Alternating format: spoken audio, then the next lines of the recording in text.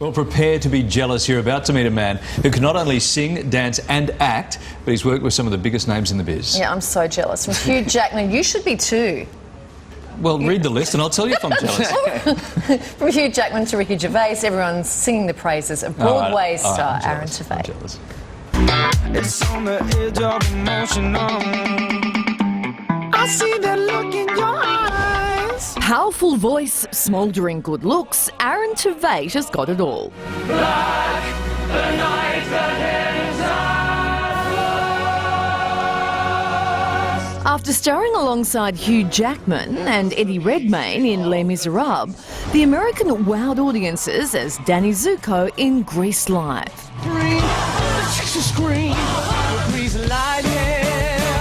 But it's not just musicals that has him hitting the right notes. Tveit has also demonstrated some serious acting chops, sharing the screen with James Franco in Howl, and even pulled at our heartstrings as Trip Vanderbilt in Gossip Girl.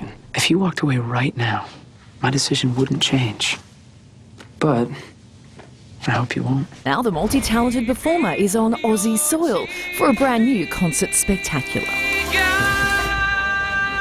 He did look at one of those clips and say, "Oh, that was creepy." Aaron Tveit joins us live. Such a creeper on Gossip Girl. It's so funny to see it. Yeah. It was the Gossip Girl stuff, right? Yeah. Because you didn't like him very much? No, it's funny. You know, that's something that people still mention today, and they look at me with such scorn for the way that my character behaved. And I was like, you guys realize that's not me, right? I had no control. No, we don't believe that. We believe it's you.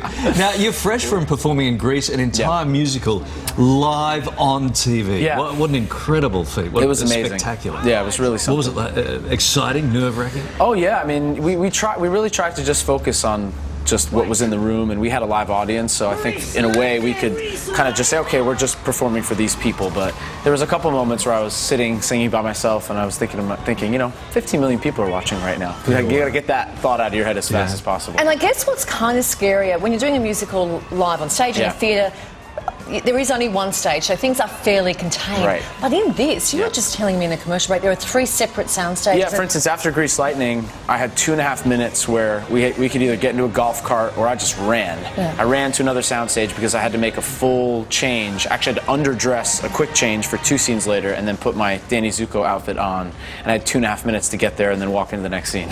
It all went beautifully. Amazing. It went great. It was spectacular, but did anything nearly go wrong? There must have been close to disaster. You know, I didn't see it, but at the end, for our finale, we drove golf carts to literally a carnival outside, and I was in the first cart, and we were singing and driving, and I guess the golf cart behind me took one of the turns too narrow and was up on 2 wheels, and the whole golf cart almost flipped over, so that could have been a disaster, but it was averted. Yeah. There was lots of press at the time. Vanessa Hudgens very sadly lost her dad hours before she had to go and perform. Yeah. And she won rave reviews. She was a I honestly don't know how she did that. I don't know if I would have been able to pick myself up off the floor that morning. But she's, you know, she's amazing. She was already amazing, the work that she was doing, and that just, you know, added a whole different kind of perspective to it, and she's really something.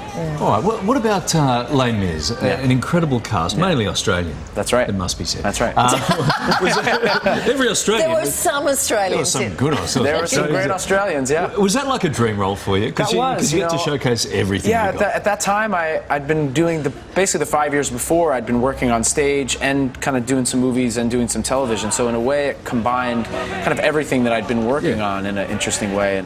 And listen, I mean, they had all the biggest movie stars in the world in that movie. So when they told me that they wanted me to do that, I was floored. I couldn't believe it. You're so lucky. You get to do everything. I'm really lucky. Super lucky as a performer. Bit of talent there as well. Sorry, I shouldn't say lucky, but you know what I mean. That's how I feel, because I mean, this week is a great example. I just finished doing this, you know, amazing television thing in New York, and then I got to come here and sing in this beautiful concert, and then I go back to New York to start work on a new television series. So it's just very indicative of the different things that I get to do, and I'm so grateful for it. Can you tell us about the new TV series? Because everybody here has shut us down. Whenever we've said what's next for you, they've gone, sorry, I can't tell you. Well, the show. We'll talk about the show this weekend show.